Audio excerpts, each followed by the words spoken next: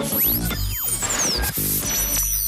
iAfrikan Media, this is iAfrikan Bytes, a podcast that features commentary on African news, insights, opinions, and analysis with tech industry leaders and professionals.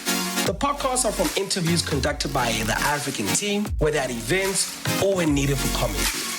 I'm Bataun Kosokwane, host and editor-in-chief for iAfrikan.com, spelled www.iafrikan.com.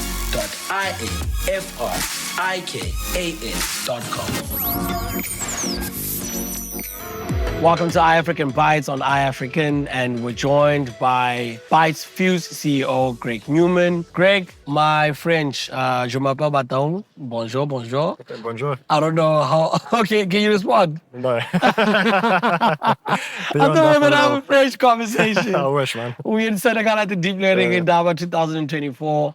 It's been a wonderful week. The week is coming to a wrap, but I mean, we still have a lot of, thought leaders, and the beautiful thing about being at the Deep Learning in Indaba is that you get to really speak with, cutting edge companies that are actually monetizing some of this AI research that has been put out there and many other sort of AI tools on the continent. Now, Greg, Bytefuse is part of Alpha Wave. We had the lovely pleasure of speaking and interviewing with Franz Meyer, who is the CEO of Alpha Wave. What is the relationship between Bytefuse and Alpha Wave? Sure thing. So Alpha Wave incubated us. Okay. So we saw out there, they gave us a lot of space and freedom to play around, test different ideas. Because we didn't go in there necessarily with an idea of exactly like how we were going to apply AI to South African situations. So we spent the first bit, experimenting a lot, working with different enterprises. People like France gave us tremendous insights into like how to develop commercially, how to grow the company, that sort of thing. And yeah, we've still got that lovely support from Alpha Wave. Now, Craig, Bytefuse, it's an AI company that specializes in what type of tools are you generating currently? Sure. So, like I said, we originally spent some time just experimenting with different AI techniques. With Rowan, she's done like some of the practicals before. We've got a tremendous capability in LLMs and transformers. And we've also got quite a bit of expertise in reinforcement learning. And naturally, we found two products that we're kind of sticking to at the moment in both of those areas. In reinforcement learning, we're working traffic optimization. So, yeah, our kind of motto is we find enterprises to partner with who have sort of like the majority of the market or something like that, in the domain expertise. And then we come and help them build a product to enhance their value adds through AI. So with transport optimization, what we do is we've got a module we call the qubit module that connects to a traffic controller, subscribes to all the sensor data, and then will configure the traffic lights automatically in order to maximize the flow of traffic through that intersection. So what happens there is we experience delays in the commuting time.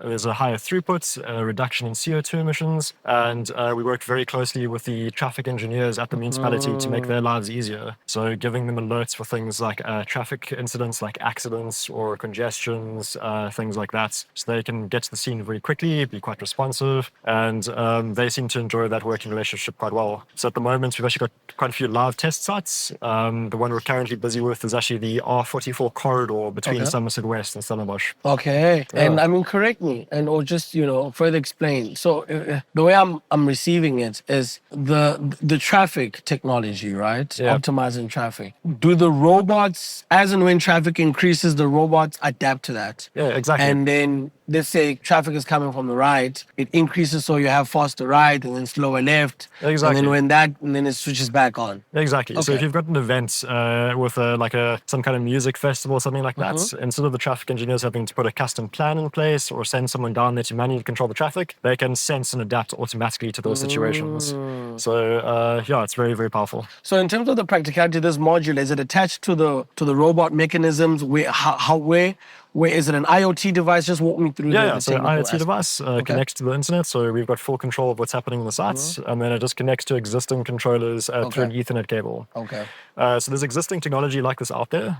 So for instance, there's quite a few companies in Europe and America in the same space, but they're extremely expensive. They require infrastructure that isn't really well suited to the African situation with things like load shedding and stuff like that. Where ours is low cost, super robust and super reliable. We don't have that overhead of the maintenance that these European companies rely on. And we're also tailoring it quite a bit to the South African situation. So our traffic patterns are different, our ways of driving are different, and eventually we hope to do things like work closely with municipalities to encourage more public transport, that kind of thing. Now, Greg, I'm just now thinking, because of the local dynamics in South Africa is such that a lot of municipalities are cash-strapped. Yes. So is the end client ultimately a municipality? Is it government? Or are you looking at private sector clients? So we've approached a few private sector clients and some things are moving there, but I think ultimately what we're going to do is work closely with municipalities. And like I say, because we're not including all this really sophisticated sensing technology, we're super robust, we're relying on an existing infrastructure, it's much more affordable for them to actually go with us. 100%. Now, that's the reinforcement learning side. The representation learning, what sort of solutions are you working on that side? Great. So there's actually super exciting. We're currently doing a pilot in education. We've partnered with a textbook publisher in South Africa called Miller Learning. And they actually publish, I think it's like something like 47% of the textbooks in Southern Africa. So what we're doing there is we're training LLMs on their content and then able and serving that content to learners and teachers through WhatsApp with the goal of improving learning outcomes in South Africa. So the reason why we've chosen WhatsApp is because, we don't want to make it this very heavy, sophisticated app that only people with iPhones can use. We're going to make it very accessible to everyone. And WhatsApp is just the communication channel that just everyone seems to have on their phones. So yeah, we're enabling people to do things like generate assessments, get practice questions, ask for summaries of certain areas. And what makes us different there is through Miller and their expertise, we're generating all these assessments to be CAPS compliant. So compliant with the South African situation, the South African curriculum.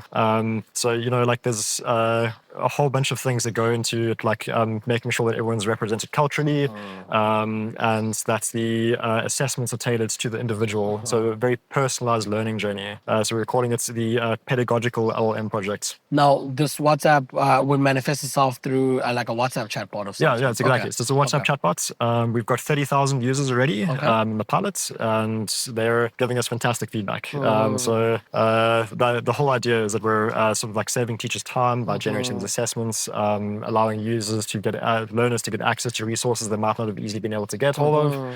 And yeah, it's going really well so far. Now, Craig, all this, beautiful solutions, they're quite expensive. The computational power behind it. How do you, the resource part of it?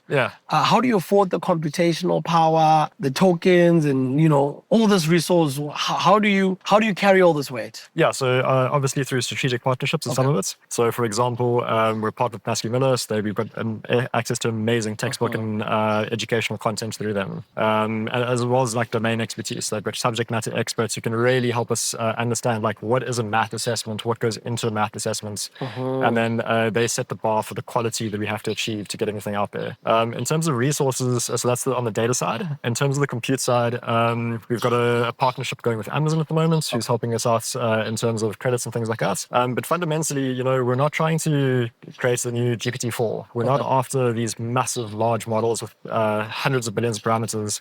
We're finding that we're able to use open source models, so smaller models, 7 billion parameters, 3 to 7 billion parameters, and fine tune those for these tasks. Much cheaper to host. And we've made some hosting innovations as well that are really driving the costs down. And actually, like as a bit of a trick that's part of that is, we are able to ensure absolute quality. So whenever we give an assessment out there with a memo, someone's actually reviewed that. The teacher or students will get in real time. But we've got very strict and rigorous review processes in there to make sure that like an expert has reviewed everything that we're generating and people get quality at the end of the day. And the languages are they mostly South African languages, or you're looking at language outside of South African jurisdiction? So at the moment, it's just South African languages. What's quite exciting at the moment is the South African government is going through a curriculum change. And it's probably going to expand over a few years. And the idea there is future textbooks in South Africa aren't only going to be in English and Afrikaans as part of the curriculum, but they're going to expand to all South African languages. And that's a fundamental pillar in our objectives with the tool. Bytefuse was amazingly were able to raise money, which Yes. is a good thing. I think around, on Crunchbase, I think it was 55 million. Yeah. Now, that cash injection, how does it bolster a company, a startup like Bytefuse? What does it do? How does it change the culture? What sort of resources and skills does that bring to the company? And how did that, just walk me through the whole raising of that 55, like pre, during, and after? Sure thing. It started off with us working with Masky Miller. Okay. And, we did a pilot with them, a very, very small pilot. I think it was about 500 learners. I think they were like a little bit skeptical at first, but at the end of the day, like the results spoke for themselves. The teachers and the learners were like ecstatic with their ability to like access and interact with content. And then the investment was sort of like part of a deal with their parents' company, Novus, to sort of like secure their interest in AI for education in South Africa. We think the technology is right for it. We think the market is right for it.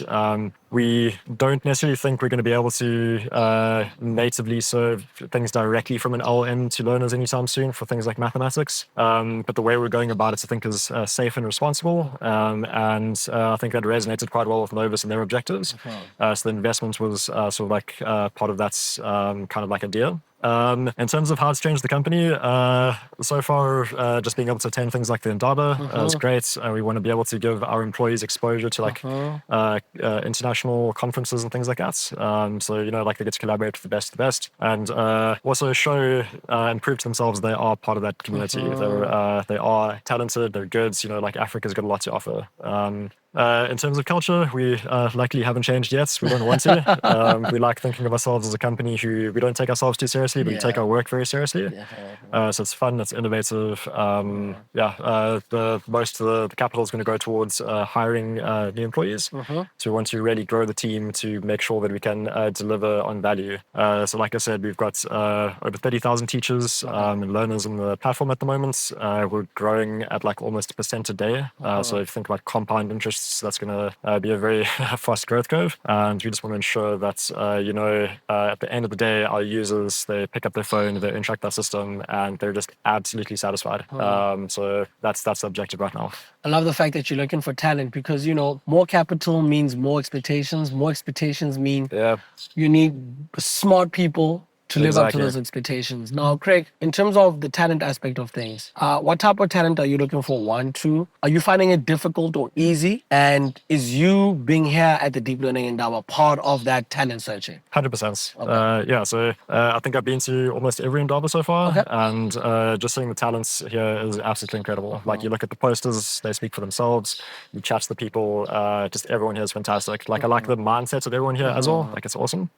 So we're kind of looking for a combination of people, so mostly technical staff, so software engineers and people who really understand these models and can use them, especially the limitations. So like I say, we want to do things safe and responsibly. We don't want people who have just done a few tutorials and they just want to generate a whole bunch of text naively and propagate toxicity and bias and things like that. So we want people who really understand what they're doing, they understand the limitations, they know how to apply it effectively, and software engineers who can really deliver on the reliability and quality of service of these products. Thank you so much. Thank you so much, Brother Craig. The beautiful thing about being at the Indaba is that you are able to really have conversations directly with CEOs, not the media team or the marketing department, the actual CEO, the people that make the choices. And it says a lot to the fact that Craig is here looking for talent himself, handpicking the people that he wants. And I think from the poster sessions, there's plenty of talent. And I'm looking forward to really seeing a lot of the AI scholars and graduates here, being absorbed in, African AI companies such as Bytefuse. iAfrikan Bytes, live from Deep Learning Endowment. Thank you for listening to iAfrikan Bytes. Please share your feedback with us on our socials. On Twitter at iAfrikan, on LinkedIn at iAfrikan.com. And check out our other podcasts, The Tifo Mohapi Show, Take Legal Matters, and The Lead Creator on all podcast streaming platforms. And also make sure to head over to www.iafrikan.com. That is iafrikan.com/radio and subscribe for notifications.